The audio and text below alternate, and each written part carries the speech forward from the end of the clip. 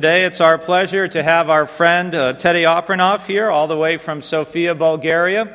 Some of you will recall that back in April of 2012, we had a mission work team that went to work with Teddy and his wife Didi in Sofia.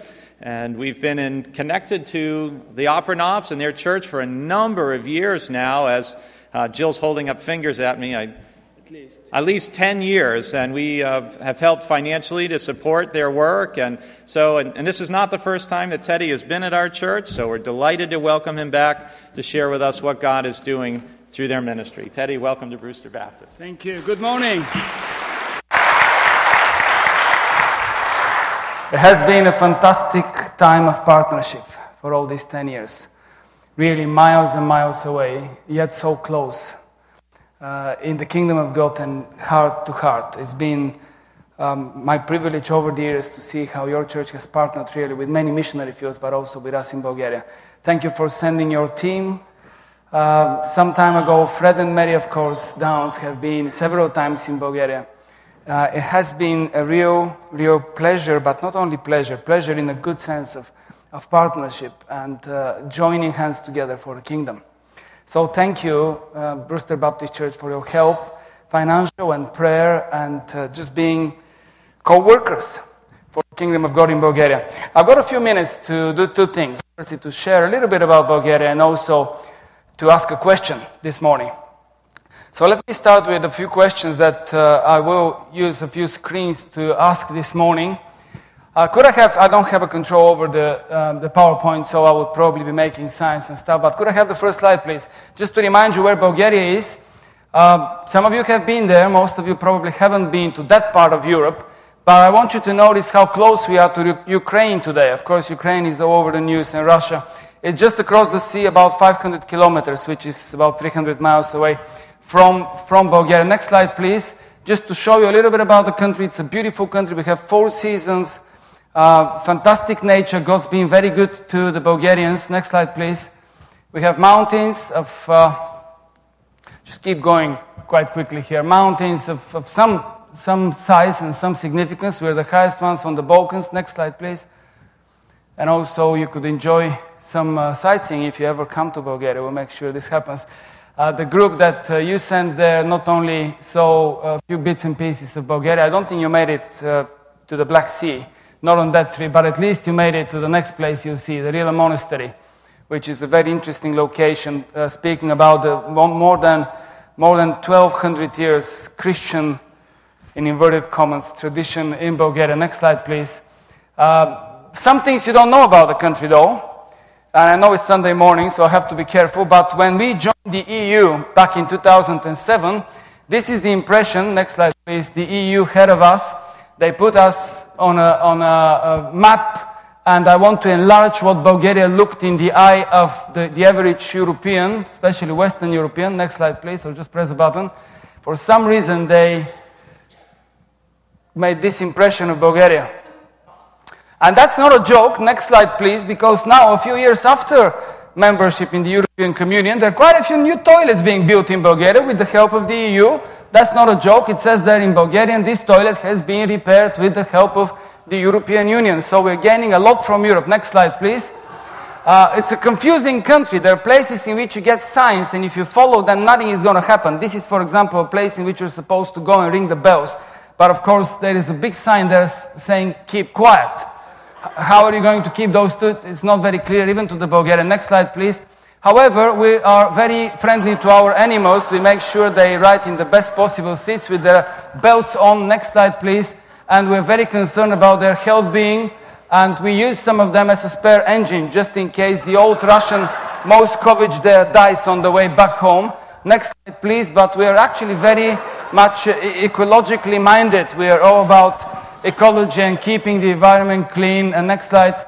And in the unlikely event that you would like to drive in Bulgaria, the signs are extremely clear. And just in case you don't know where to go, you just go around the roundabout, but they make sure you don't fly away, so your speed should not be 40 kilometers per hour or more than that. And then, of course, next slide, we have very clear signs. This one says, be careful, your car may disappear together with you. in the next 1 kilometer. And the next slide, please. In the city, it's even clearer. So basically, the traffic light that is closer to God is the one you should follow. And the next one is just showing you if you need to go down this road. Actually, it's a closed road, but just in case you decide to go on it, be careful, there are children crossing. So that's a little bit of Bulgaria for you. Next slide, please, that I wanted to show. But the statistics are, and keep pressing the buttons, I'm going to go through this very quickly. Bulgaria is actually the poorest country in the European Union. We are there for political reasons. We are just the border between the Muslim world, the Arab world, as we call it, with Turkey and Western Europe. Just press the buttons. You'll see a few statistical data there. We are the poorest member of EU state. Next button, yes. 1 in 5 Bulgarians live below poverty line. And then 4 in 10 still cannot afford medical care. So it doesn't make a big difference for us being in Europe. Next slide, please. The plight of the elderly people is pretty difficult in Bulgaria in these days. About 1/3 of the population are pensioners. People are not having many children in these days. Next button. The average pension is about $25 per week, and this is after the European regulations came into place. Next slide, please. The children, specifically, the children at risk, as we call them, as many as 12,000 still live in homes for children. Many of them fall down from school, about 20,000 a year, mainly from Roma background, and about 8,000 of them are still suffering in different conditions. Just keep pressing the button so it goes down very quickly. The point is that Bulgaria is one of the main sources of white slaves for Western Europe. It used to be about 10,000 girls a year. It's now about 8,000 girls a year for victims of trafficking and prostitution. Next slide, please. A lot of these children are abandoned children in the orphanages that are almost closed, but they push the children back to their communities. Only 2 in about 100 are actually without parents. Most of them are abandoned children, and only 5 in 100, this is 5%, ever get adopted in Bulgaria. So these children remain in some kind of institutions for a while. But in these days, the EU doesn't believe in institutions anymore. So we are forced to work with these children where they are, in their communities. Next slide, please. 60% of the Roma children are illiterate. I mean, this is self-explanatory. Next slide, please. I wanted to show just a few pictures from the work of your missionaries, Tom and Terry Myers, together with Sofia Baptist Church. I could have shown hundreds of pictures, but I've chosen very carefully a few of them. This is the literacy class we organize as part of Sofia Baptist Church at the moment. And this is their graduation day. It was quite an exciting day. They came to my office, the two boys in front, and they brought a little thank you card to the pastor and the church with their handwriting inside, very emotional. And I asked them, how did you do? And they said, we did very well. We've graduated this year. And I asked them, how did you do? What were your marks? So one of them said, I have a full excellent mark. And the other one said, and I had a full middle mark. So both of them were extremely happy that they've graduated. Next slide, please. And that's with Tom and Terry's help very much, and some volunteers from the church. Of course, a lot is done with the children, and those are all children from the street in and around the church in Sofia. Next slide, please. A major ministry is organized in these days, especially with the help of Terry Myers, among prostitutes around the ring road of Sofia. Remember, many of these girls have been taken out of the country, but many actually remain in the country. And that's a ministry that is being supported through the international ministry, especially some of the ladies' ministry in this country. And this is just a team of volunteers who are helping quite a few girls actually on the streets there who prostitute just to survive. Next slide, please. In the last few months, we have been flooded with refugees. Doug prayed for the Syrians. We got about 10,000 of them at the end of last year, and Bulgaria was never prepared for this number of refugees. This is a family who had their baby actually in Bulgaria. The problem is not being ready for this situation. The Bulgarian state did not treat them very well. We placed them in camps under very bad conditions for living. So, next slide. The church being very much involved in giving them a chance to learn Bulgarian or even English. Some of them don't speak English. And that's a group in the church that is learning to read and write from refugees from Syria, Egypt, Lebanon, and some other countries around that region, Iraq and Iran as well. Next slide, please. And we do a lot, of course, in these days, trying to just help the families. Those are ordinary people, usually with their children. But what people didn't realize was that the first people to leave Syria were not the Muslims, but the Christians. They were the persecuted ones. If you remember, churches were attacked. So most of the people that come out of Syria in these days and end up in Bulgaria with hopes to continue to Western Europe are actually Christians. And they're afraid to even say that because they don't know what environment are they finding themselves into. So a lot of work has been done to them. Also, we have quite a few initiatives, and your team got involved with that one as well by feeding homeless people in one of the parks near the train station in Sofia. As many as 80 of them are fed on a daily basis through the church. And sometimes you have to minister to them, not only because they're hungry, but also some dying on the street. And it's been a very hard and very emotional ministry. And this is within the limits of the city, actually not far away from where the church is at the moment. Next slide, please. So I want to talk to you very briefly this morning about a neighbor. Imagine you're with me. I came to church this morning with Pastor Duck in his car, and if we were in Sofia, we would do the same from wherever you stay to the church. And it's very likely that on any of the crossroads, as you're waiting for the red light to change, and we have many crossings in Bulgaria, many traffic lights in Bulgaria, it's very likely that you'll be approached by someone begging. So I want you to sit with me in the car this morning and imagine we're going to church and then we're stopping at this traffic light and it's a coupled road and there are cars there waiting for the lights to change and you see him. He comes forward, he only has one leg. He's negotiating very carefully the surface because of the stones. And then he goes and begs by the window of every car. And you notice that the drivers must have been expecting him because they purposefully left some space between their cars. So when this person comes, you can pull a few meters ahead. So you avoid him in this way, and then he goes to the car behind you. And you find yourself thinking, should I help this guy? Do I have to give him a few pennies? Is it a good thing to do, to bother me here at the traffic light?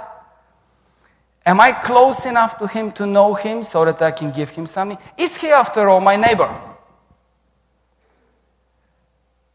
Or let's say we need something to buy before church, and then we walk to this local store not far away from the church, and you see her, a Roma girl, sitting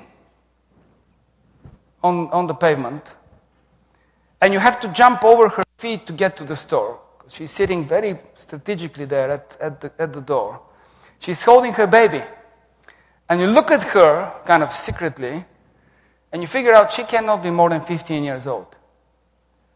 And the baby is there, quite dirty, standing at an angle, because the hand that is holding him maybe, or her, you can't say, it's too little, is kind of tired. And then the other hand is there for you to help. And you have a choice. Do you give her something? Do you go in the shop and buy something to give her? Like, you don't give them money because you don't know what they're going to use the money for, but at least some food. Or do you stop and tell her what you think about girls like her, who should be working, and yet she's not working, she's begging there? Maybe you would like to make an assumption of all the Roma people that are getting this country more and more in depth. And after all, is she your neighbor? It's an old question, isn't it? Who is my neighbor? Who is neighbor enough to me to care for him or for her? All the way back in time to the time of Cain and Abel, this question was there. And one of those 4 people on earth, mother, father, and 2 brothers, asked the question, am I my brother's keeper? He said. It will be the same asking, is he my neighbor? You care for him, he's not my concern. Shall we remind ourselves about the slave trade over 400 years ago? Come to Bulgaria and you'll hear a lot about the Turks. We were under their rule for 500 years. You'll hear all about the atrocities they've done. So there is a genuine understanding that they cannot be your neighbors, although physically they're neighboring our country. What should we say about the Second World War when 20 million people, lost their lives? 6 million Jews, who no one considered neighbors enough to protect, almost anywhere in Europe. And what about today? Syria, Ukraine, India, Beslan, Palestine, Kosovo, Iraq, Northern Ireland, all the places that were mentioned, Southern Sudan. I'm coming out of a conference at which we heard so much about hatred, about people not being able to live with each other. Who is my neighbor? Must be the oldest question on earth. And there was a lawyer in Jesus' time. You would remember that story very well. I'm not here to bring you a new revelation on the Bible. It's already there. But there was this lawyer who came to Jesus one day and asked the same question. Who is my neighbor? He asked. He wanted to make sure that his understanding about neighborhood was correct. This man was probably thinking, and he was very clear about the answer to this question. It was a trick question in a sense. His neighbors had to be a Jew. If he was a poor man, he couldn't be his neighbor, because poor people were cursed by God, they were punished by God. If this person is a sick man, certainly he has sinned, so he cannot be my neighbor. If this person was a woman, could not be my neighbor. So he had it figured out quite clearly who his neighbor was supposed to be, but he was just checking out to see what Jesus was going to answer. And to his surprise, and for our benefit, Jesus didn't answer that question directly. He told him a story. And I want to read this story again this morning. And it's so familiar, yet so important to hear it again. Because this determines in a big way ministry in Bulgaria in these days. Answering this question. See, the question is not even for us, do these people need Christ? Oh, we could be very charitable. Everyone needs Christ. Even the ones that are not our neighbors. I'm not trying to de-evaluate the gospel. On the opposite, the gospel should be full. And it starts, brothers and sisters, with the question, who is my neighbor? And I'll answer that in a second why I think so. But let's hear Jesus' story again. Read for, I don't know how many times you've heard that, but let's read it again. A man was going down from Jerusalem to Jericho. This is Luke chapter 10, verse 30, I'm reading.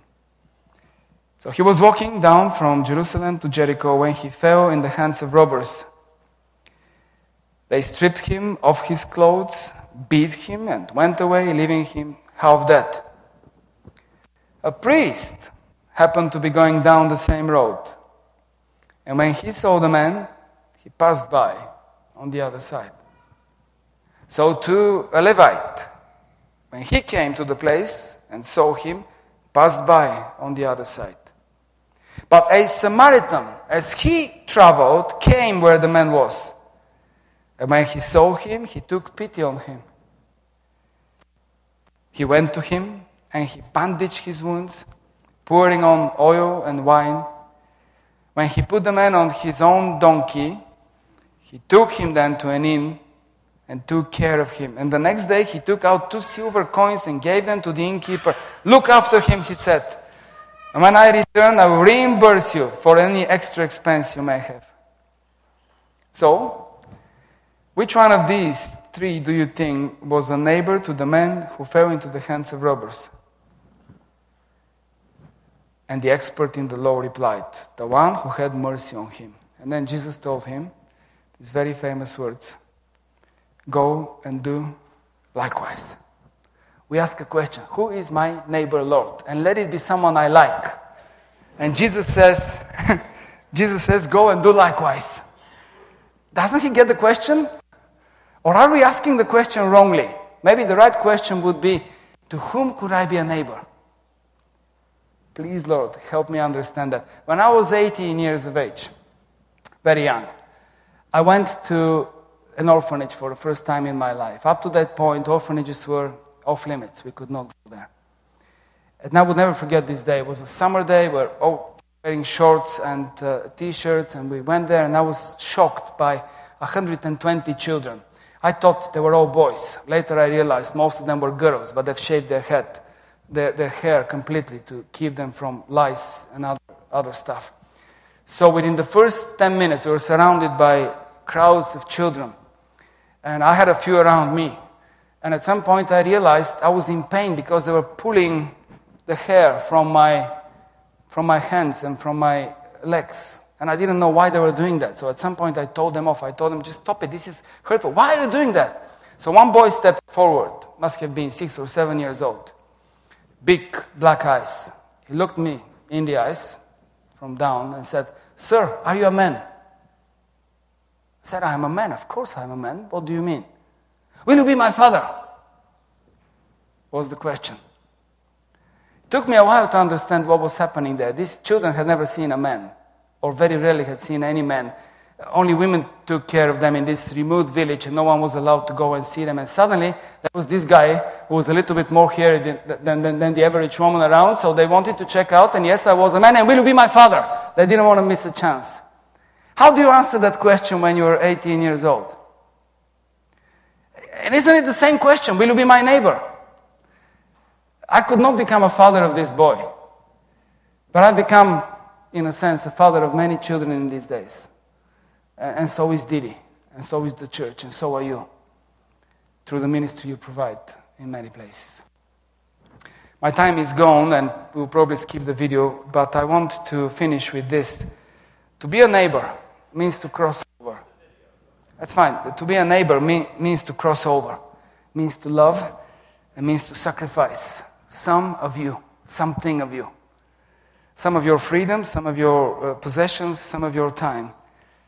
And you see, Jesus didn't only give us this advice. He came and became a neighbor to every one of us. I wonder if he wanted to choose the best among us to give his life for. What would that mean? Would I be in this list of people? Actually, I'm pretty sure I won't be there. I'm not neighbor enough, humanly speaking, to God to love me in any way. And I have a feeling many of us are in the same position in this room and everywhere in the world. And yet, Jesus came, he embraced us. He didn't only take care of our souls, but he also gave us a new purpose in life. He was seeking to become a neighbor of us. I hope you understand why is the ministry in Bulgaria approaching people in need. Because we believe we're being called to be a neighbor. Do we have time for the video? It's about 7 minutes, but we might be late, sir. Well, thank you for your attention. Let's see a short video, and then Pastor Doug would wrap it up at the end.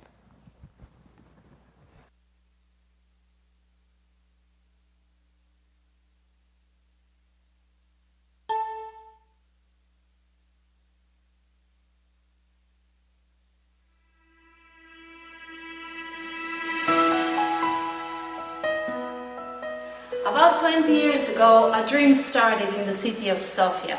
Sofia Baptist Church and the Good Samaritan Foundation have always had the vision to serve people. Orphans, people who are poor, deprived, abandoned, recently even refugees seeking asylum. People have come, they have received different types of help. We have run literacy classes, language classes, and many other such activities. But we were in a desperate need of space. So these dreams started to build a building where we can accommodate all of these activities. In 2002, the land was bought. In 2004, we gained all the permissions, and then 10 long years started. Building, working, fundraising, hoping, and 10 years later, down the road, we are here. The building is nearly finished, almost done, with gratitude to all who have helped us, but also with hope that we can be able to completely finish it, and even with the hope that we might be able to open next year and begin functioning, welcoming all these people who need our help and hope.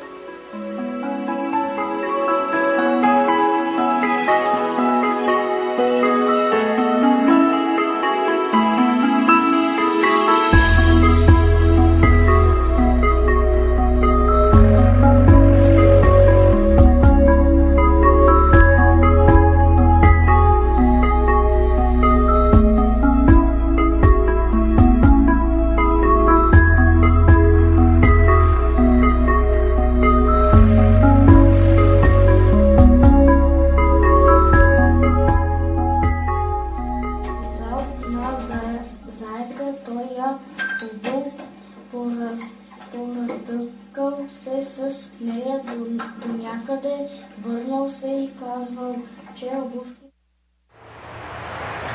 When people look at this building, they see a building. When I look at this building, I see people. I see people coming here at lunchtime to get their food from the street. I see children who come here with a desire of learning to read and write. I see people coming here to worship God. I see people coming here to be helped with their medical problems. I see people coming here weekly to be trained, to learn a new job, a new skill, to get help for their family relations, to be advised for one or another thing. It's for the people. And before it's for the people, it's actually for God, the one who embraces the people, who cares for everyone on this earth, from the one that feels comfortably living to the one that really struggles on a daily basis. Казвам се Иван Килимперов, израснал съм в дом за сираци, напуснах дома на 18 години, в момента работя в църква, тук се запознах с много приятели в църквата, работя в църквата, за да мога да се издържам, сам живея и се радвам, че работя тук да служа на Бог. My name is Ludmil. I'm an architect. I've grown up in the church, and when I realized that I can help with my work and with the things I know for our project, I was really glad to get involved into. I found this project unique. I think it's unique because it combines a lot of different functions into it and different services, and that's why this is something which makes people think in a different way. I hope the project will start working as soon as possible, and we'll make it more and more popular to make our ideas grow with every day.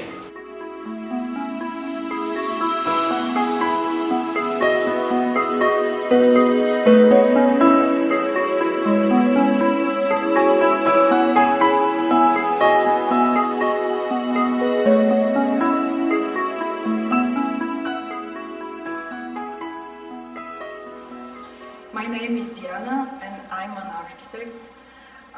I joined voluntarily the project in 2009 because I was amazed by the idea, and I had experience with the rehabilitation of social residential building.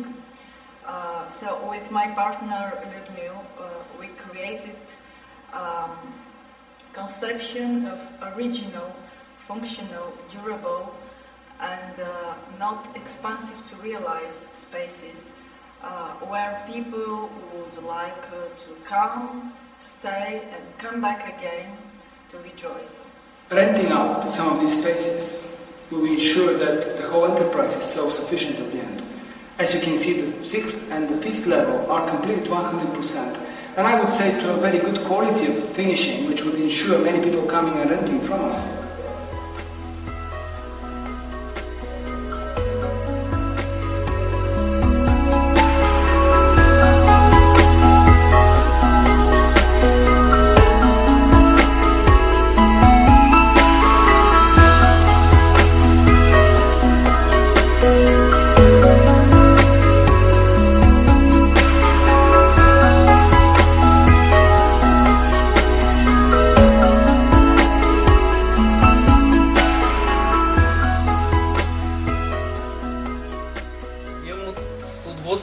Да съм тук. Не знам, що аз. Не мога да обясня, обаче имам Господ, че трябва да съм тук.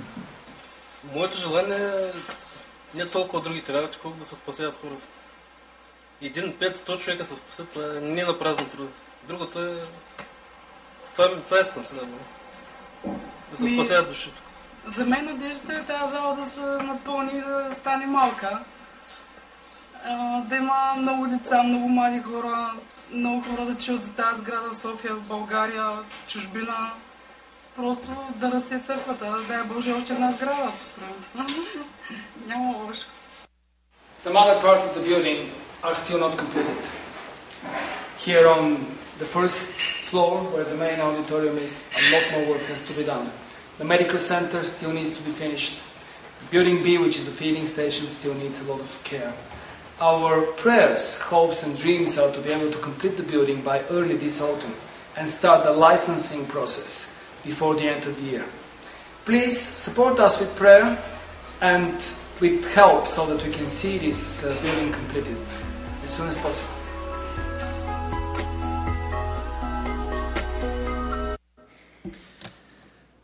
Well, thank you so much, Teddy, for that wonderful, wonderful sharing this morning. And I want you to know